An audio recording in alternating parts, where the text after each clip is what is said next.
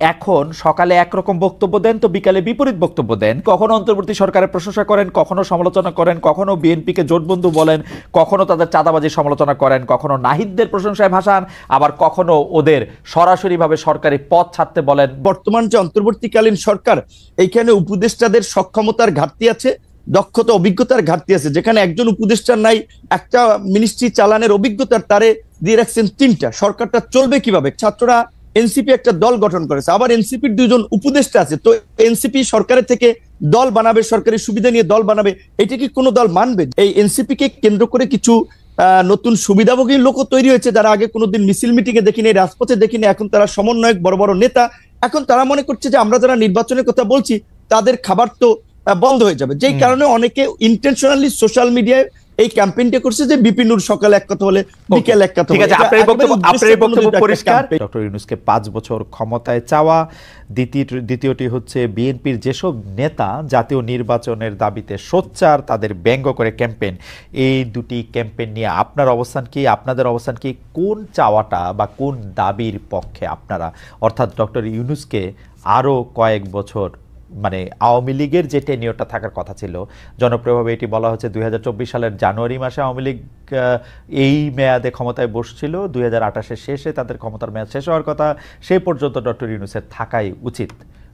আপনি কোনটিকে যুক্তিযুক্ত মনে করছেন?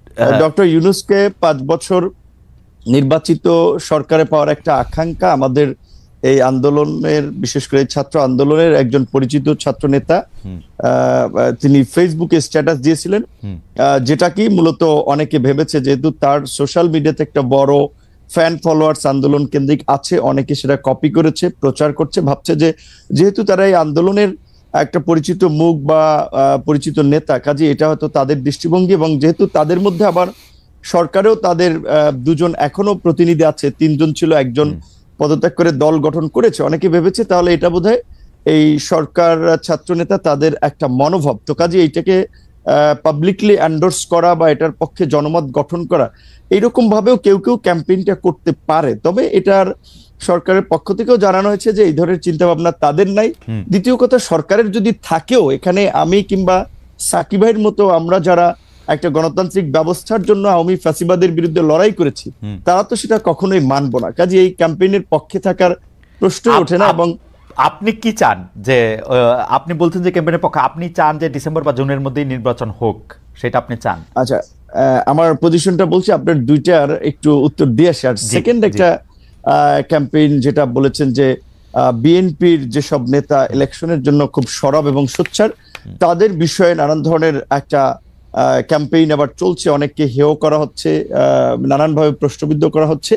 এটা কিছু লোক এগুলো ছড়াচ্ছে, কেউ কেউ রাজনৈতিক ইন্টেনশন থেকে, কেউ কেউ তাদের নিজেদের একটা ফায়দা নেওয়ার জন্য। ধরেন যখন একটা অনির্বাচিত সরকার থাকে তখন কিন্তু কিছু লোকেদের কদর বাড়ে, কিছু লোক সুযোগ সুবিধা নিতে পারে, কাজেই সেই কমিউনিটির লোকজন কিংবা সেই গ্রুপটা তো চাবে যে এই ধরনের একটা সরকারকে জগা খিচুড়ি কিংবা এ ধরনের একটা মানে জনপ্রতিনিধিবিহীন, ইলেকশনবিহীন যদি সরকার রাখা যায়, তাহলে তো সেখান থেকে তারা ফায়দা টাদা নিতে পারছে, তারা ব্যবসা বাণিজ্য, কেউ কেউ দল গঠন করতে চাইলে বা দল করতে চাইলে সেখানে তারা সময়টাকে কাজে লাগাতে পারছে। এই ধরনের পক্ষে থাকা একটা শ্রেণীর, একটা অংশের লোকজনের অস্বাভাবিক নয়। আবার ধরেন ইউনূসের মতো একজন ব্যক্তি যার এরকম একটা গ্রহণযোগ্যতা, এবং আপনি লক্ষ্য করেছেন যে ডক্টর ইউনূসকে যখন আওয়ামী লীগের আমলে হ্যারাস করা হচ্ছে, মামলা দিয়ে অপমান করা হচ্ছে, সেগুলোর বিরুদ্ধে বলতে গেলে একমাত্র অফিসিয়ালি আমি এবং আমাদের দল থেকে আমরা রাজপথে মশাল মিছিল থেকে প্রতিবাদও করেছি, তার পক্ষে অনেকে আদালতে গিয়েছেন, সেটা ভিন্ন বিষয়। আমরা নৈতিক জায়গা থেকে তার পাশে দাঁড়িয়েছিলাম। তিনি যে আজকে সরকার প্রধান হবেন সেটা কিন্তু আমরা কখনো কল্পনাও ওইভাবে করি নাই। তো তিনি হয়েছেন, আমাদের একজন পছন্দের মানুষ ছিলেন, আমরা সবাই সন্তুষ্ট, এবং আমরা তাকে সহযোগিতা করতে চাই ওই জায়গা থেকে যে এই অন্তর্বর্তীকালীন যে এই ফ্যাসিস্ট সরকার পালিয়ে যাওয়ার ফলে যে একটা সাংবিধানিক এবং রাজনৈতিক দেশে সংকট তৈরি হয়েছিল, এই পরিস্থিতি থেকে উত্তরণের জন্য এবং জন আকাঙ্ক্ষার একটা অবাধ, সুষ্ঠু, নিরপেক্ষ নির্বাচন করার জন্য আমরা একজন নিরপেক্ষ ব্যক্তিকে ইমাম বা নেতা বানিয়েছি, যে তিনি জনগণ এবং রাজনৈতিক দলগুলোর প্রতি ইনসাফ করবেন, একটা সুষ্ঠু নির্বাচনের পথে দেশকে এগিয়ে নিয়ে যাবেন। এবং আমাদের যে প্রত্যাশা যে রাষ্ট্রের কিছু মৌলিক সংস্কার, যেটা গত 16 বছরে আওয়ামী লীগ রাষ্ট্রের চরিত্রটাকে নষ্ট করে একটা ফ্যাসিবাদী রাষ্ট্রে পরিণত করেছে, সেই সংস্কারের জন্য আমরা বলেছি যতটুকু সময়ের প্রয়োজন সেই সময়টুকু সকল রাজনৈতিক দল, আমরা যারা গণতন্ত্রের জন্য লড়াই সংগ্রাম করেছি, ফ্যাসিবাদের আমলে লড়াই সংগ্রাম করেছি, তারা দিতে চাই। সেখানে ডক্টর ইউনূস সাহেব যেহেতু নিজেই বলেছেন যে আপনারা যদি ডিসেম্বর কিংবা বেশি সংস্কার চাইলে আরো 6 মাস তার মধ্যে একটা নির্বাচন হবে। তো আমার মনে হয় যে ডক্টর ইউনূসের কোনো ক্ষমতার লোভ নাই এবং তিনি ক্ষমতায় থাকতে চাবেন না। তবে তাকে ঘিরে কিছু মানুষ একটা প্রত্যাশা কিংবা চাওয়া, সেটা আপনার যৌক্তিক কারণে কিংবা তাদের সুবিধার কারণে চাইতে পারে। তবে ডক্টর ইউনূস আমার মনে হয় সেই পথে হাঁটবেন না, এবং আমার ধারণা ডিসেম্বর কিংবা জানুয়ারি কিংবা মার্চ এপ্রিল নাগাদ এই নির্বাচনটা বোধহয়। আপনি কি চান? মানে আমি ডক্টর ইউনূস এবং তার উপদেষ্টা পরিষদের প্রসঙ্গে এই কথাটা বারবার বলি, ডক্টর ইউনূস আসলে যদি রাষ্ট্র পরিচালনা ক্ষমতায় যেতে চাইতেন সেটা তিনি 2007 সালেই পারতেন, সেটা তিনি চান নাই বলেই এটা হয় নাই। কারণ আমরা সে সময় রিপোর্টার তার গ্রামীণ ব্যাংকের অফিসের সামনে আমরাও দাঁড়িয়েছিলাম যে এরকম কোনো ঘোষণা আসে কিনা, সেটি হয় নাই। পরে তিনি রাজি হয়েছেন, তিনি কিন্তু এখনো আসলে ছাড়তেই চান। আপনি কি চান, বা তার উপদেষ্টা পরিষদের অনেকেও? রাইট, এইখানেই আমি একটা কথা বলা দরকার আপনার এই প্রোগ্রামের মাধ্যমে অডিয়েন্সদেরকেও। দেখেন, এখন ডক্টর মোহাম্মদ ইউনূস চাচ্ছেন না, আমরা যতদূর ওটাও জানি, স্বাভাবিকভাবে তিনি একেবারেই ইলেকশন দিয়ে এই বিতর্কের মধ্যে ঢুকবেন না, এবং একটা রাজনৈতিক উত্তরণের জন্য তিনি দ্রুত ইলেকশন দিতে চান।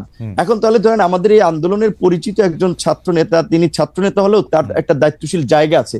তিনি যখন এই স্ট্যাটাসটি দিলেন, কিংবা আজকে আমি পুরো নিউজ দেখি নাই, হেডলাইনটা দেখেছি যে স্বরাষ্ট্র উপদেষ্টার একটা বক্তব্য হেডলাইন হয়েছে, এরকম বলেছেন যে বাংলাদেশের জনগণ এখন ডক্টর ইউনূসকে 5 বছরের জন্য চায়। রাইট। তো এখন এইটা আপনার আমি বলাটা এক ধরনের, আরেকজন বলাটা এক ধরনের, সরকারের একজন উপদেষ্টা বলা কিন্তু অন্য মিন করে। তো তারা এই যে কিছু লোক যে ডক্টর ইউনূসের ঘাড়ে আবার বন্দুক রেখে নিজেদের ফায়দার জন্য একটা রাজনৈতিক, আমি মনে করি আরেকটা জটিলতা তৈরি করার চেষ্টা করছে, কিংবা দেশের মধ্যে আরেকটা অস্থিরতা তৈরির চেষ্টা করছে। কারণ স্বাভাবিকভাবে আমরা যারা গণতন্ত্র, ভোট এবং নির্বাচনের জন্য শেখ হাসিনার এই ফ্যাসিবাদের বিরুদ্ধে 16 বছর লড়াই করেছি, তারা তো যত দ্রুত সম্ভব একটা গণতান্ত্রিক ব্যবস্থার পুনঃপ্রবর্তন চাই। এটাও তো রাষ্ট্রের সংস্কারের একটা অংশ। সেই ক্ষেত্রে ইউনূস স্যার যেখানে বলেছেন ডিসেম্বরের মধ্যে কিংবা প্লাস মাইনাস 6 মাস, সেক্ষেত্রে আমি মনে করি এখন যেহেতু আমাদের সংস্কার কমিশনের, জাতীয় ঐক্যমত্য যে কমিশন, তারা ইতিমধ্যেই সংস্কার নিয়ে রাজনৈতিক দলগুলোর সাথে সমঝোতার সংলাপ শুরু করেছে। সেই ক্ষেত্রে সরকার যদি চায় তাহলে ডিসেম্বরের মধ্যে নির্বাচন হতে পারে, সেটা কিন্তু অস্বাভাবিক না। আর নির্বাচনটা যত তাড়াতাড়ি হবে সেটা দেশের জন্য মঙ্গল হবে। নির্বাচনবিহীন দেশের গণতন্ত্র, স্বাধীনতা, সার্বভৌমত্ব নিরাপদ নয়, আমরা মনে করি। যেটা নির্বাচন যত তাড়াতাড়ি হবে তত দেশের জন্য মঙ্গল হবে। সেটা আপনি কি আসলেই মোসাদের টাকা পেয়েছেন জনাব নূর? অনেকে বলেছেন এই প্রশ্নটা আপনাকে করি না, আপনাকে প্রশ্নটা আগে আমাদের, আপনি হ্যাঁ বা না বলে দেন, আমার ব্যাখ্যা দেওয়ার দরকার নাই। না আমি ব্যাখ্যা দেওয়ার দরকার নেই আমাকে। এই কথাগুলো বারবার আনাই হচ্ছে আমাদের রাজনৈতিক ড্যামেজ করার জন্য। আসলে এইটা নিয়ে অনেক উত্তর দিয়েছি, ব্যাখ্যা দিয়েছি। আমি এটা বলবো যে যারা এগুলা, আমার বিরুদ্ধে অভিযোগ যে আমি আপনাকে নাকি এই প্রশ্ন কখনো করি নাই, যদিও আমি আপনাকে এই প্রশ্ন অসংখ্যবার করছি। আমার বিরুদ্ধে এটা হচ্ছে আপনার অভিযোগ। অর্থাৎ আপনি কি না বললেন কিনা, যে না মানে না বলছেন না হ্যাঁ বলছেন, সেটা একটু বলুন। এটা তো প্রমাণ ভাই, এটা অসংখ্যবার বলেছে, এটা বিভ্রান্তিকর বিষয়, এটা একটা প্রোপাগান্ডা ছিল, সেটা তো প্রমাণ। ওকে, ক্যান্টনমেন্টের রাজনীতির ওই প্রশ্নটা যদি আপনি বলতেন যে ক্যান্টনমেন্ট আসলে রাজনীতিতে প্রভাব বিস্তার করতেছে কিনা বা করা উচিত কিনা, একটু যদি সংক্ষেপে বলেন। অনেকগুলি প্রশ্ন জমে গেছে নোট। এখন আমি ছাত্র নেতাদের মতো যদি সস্তা কথা বলি তাহলে আমার অনেক পজিটিভ কমেন্টস করবে, অনেকে বাহবা দিবে, কিন্তু আমি বাস্তবতার নিরিখে আমি যেটা বুঝেছি, দেখেছি আমার এইটুকু বয়সে, বাংলাদেশের রাজনীতিতে ক্যান্টনমেন্টের মুক্তিযুদ্ধের পর থেকেই, বিশেষ করে সেটা সামরিক সরকার কিংবা রাজনৈতিক প্রত্যেকটি সরকারে তাদের একটা প্রভাব ছিল, এবং এই সরকার গঠনের ক্ষেত্রেও তাদের প্রভাব রয়েছে। এটা বাস্তব, এটা অস্বীকার করা ওয়ে নাই। তো কাজেই সেখানে সরকার আপনার পরিচালনার ক্ষেত্রে ক্যান্টনমেন্টের আপনার পরামর্শ, মতামত থাকতে পারে, এটা ন্যাচারাল। কিন্তু যেই বিষয়টি নিয়ে জলগুলো হচ্ছে কিংবা আলোচনা হচ্ছে, সেখানে আমার একটা বিষয় হচ্ছে যে ওই আইএসপিআর এর বিবৃতিতে কিন্তু পরিষ্কার করেছে যে সেনা প্রধান কাউকে ডাকে নাই, ওই ছাত্র নেতারাই আগ বাড়িয়ে সেনা প্রধানের আপনার সাথে আপনি বলছেন যে এটা একটা বাস্তবতা। এই ব্যাপারে আপনার বক্তব্য আমরা শুনছি। আপনি একটু মজার বক্তব্য শুনেন। আমাদের একজন দর্শক বলেছেন যে মহিউদ্দিন, আপনি 18 সালে বলেছিলেন আমি যদি নূরকে একটি কঠিন প্রশ্ন করি তাহলে আমাকে 100টিরও বেশি গালিগালাজের মুখোমুখি হতে হয়। এখন নূর আপনাকে একটি গালি বা ভণ্ড, যাই হোক ভণ্ড হয়ে গেছে নূর। আমি যেটি বলি, আপনি যে বললেন ছাত্রনেতাদের সস্তা কথা, আপনার বেশিরভাগ ছাত্রনেতা হচ্ছে আপনার ছাত্র নানা কারণে, এবং তারা আপনার পথই কিন্তু আসলে অনুসরণ করতেছেন। আপনি যেই পথ দেখিয়েছিলেন, এখন আপনি সেই পথ থেকে বেরিয়ে আপনি এখন একটি কাঠামোবদ্ধ অবস্থা, সেনাবাহিনী, ক্যান্টনমেন্ট, অনেক বেশি প্রাতিষ্ঠানিক, এরকম একটি জায়গা, একটি মুরব্বীর জায়গা নিচ্ছেন কিনা আপনি? না, মুরব্বীর জায়গা না।